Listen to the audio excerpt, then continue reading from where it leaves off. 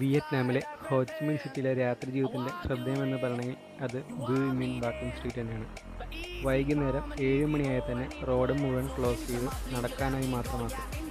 അതിനുശേഷം ഈ തെരുവ് ഒരു പുതിയ രൂപം സ്വീകരിക്കും.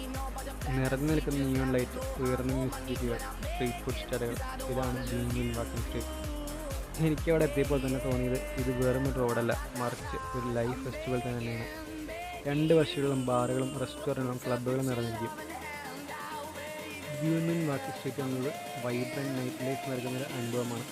യാത്രക്കിടെ ഒരു രാത്രിയെങ്കിലും ഇവിടെ ചിലവഴിക്കുന്ന വിയറ്റ്നാമിലെ നഗരജീവിതത്തെ അടുത്തറിയാൻ ഒരു മികച്ച മാർഗമാണ്.